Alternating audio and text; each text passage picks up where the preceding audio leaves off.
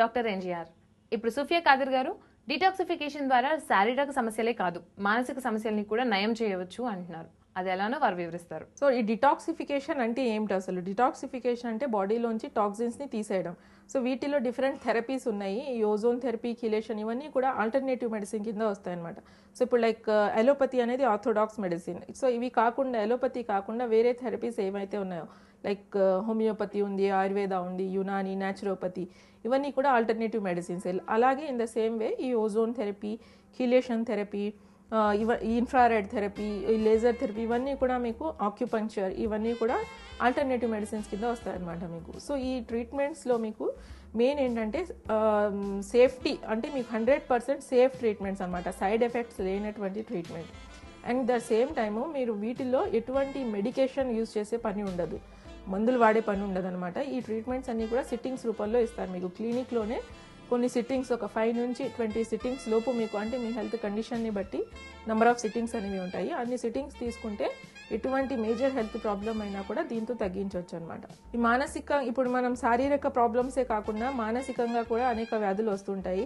Even చిన్న పిల్లల్లో కూడా మనం అనేక రకాల మానసిక ప్రాబ్లమ్స్, ఈ వ్యాధులు అనేవి చూస్తుంటాము. కొంతమంది పిల్లలు బాగా హైపర్ యాక్టివ్ ఉన్నారని చెప్తుంటారు, పేరెంట్స్ కంప్లైంట్ చేస్తుంటారు.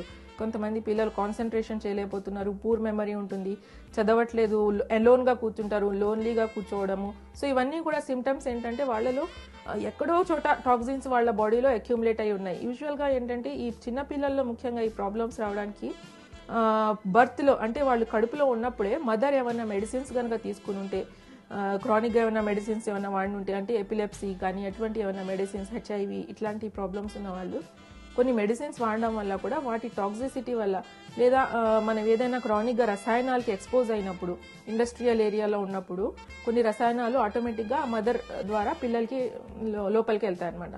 సో అట్లా వాళ్ళు పుట్టినప్పుడు వాళ్ళ జనరల్ మెంటల్ కండిషన్ డెవలప్మెంట్ అనేది తగ్గిపోతుంది, మెంటల్ రిటార్డేషన్ కూడా రావడానికి ఛాన్స్ ఉంటుంది.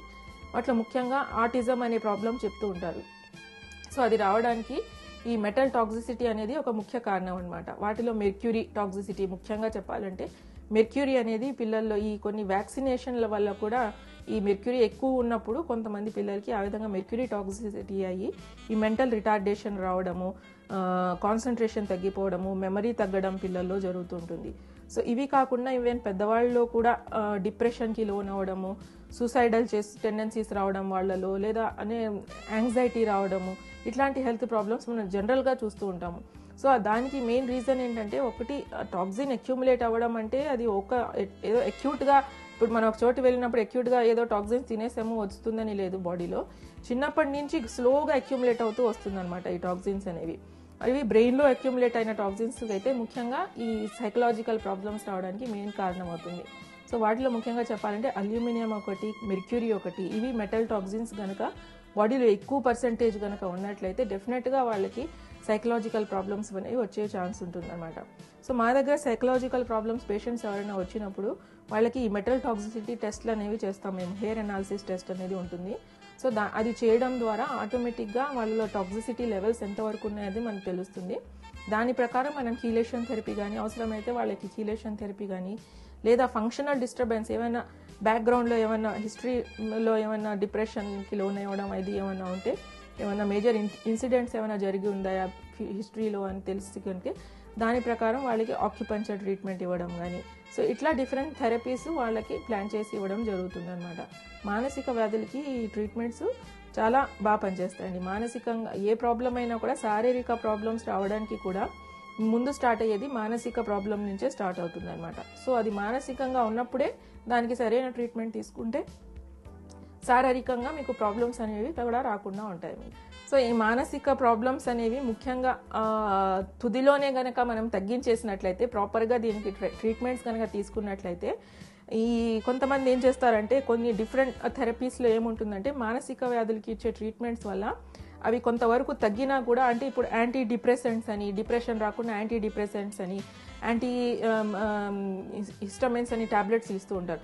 సో వీటిలో ఏమవుతుందంటే వాళ్ళకి ఒక రకంగా సెడేషన్ అనేది కలుగుతుంది బాడీలో. సో దానివల్ల అనేక సైడ్ ఎఫెక్ట్స్ వస్తాయి, అనేక శారీరకంగా అనేక వ్యాధులు వచ్చే అవకాశం ఉంటుంది. బరువు పెరిగిపోవడము, లిథార్జిక్ రావడము, వేరే ఏ పనిలోనూ ఇంట్రెస్ట్ చూపించకపోవడం, సో ఇట్లాంటి అదర్ ప్రాబ్లమ్స్ రావడానికి ఛాన్స్ ఉంటుంది. సో ఈ థెరపీస్ తీసుకోవడం వల్ల ఎటువంటి సైడ్ ఎఫెక్ట్స్ లేకుండా మానసిక ప్రాబ్లమ్స్ని తగ్గించడమే కాకుండా శారీరక ప్రాబ్లమ్స్ కూడా రాకుండా ప్రివెంట్ చేయొచ్చు అనమాట. సో ఇదండి ఇవాల్టి డాక్టర్ ఎన్జిఆర్. మళ్ళీ రేపటి డాక్టర్ ఎన్జిఆర్లో మళ్ళీ కలుద్దాం. Until then take care. Bye.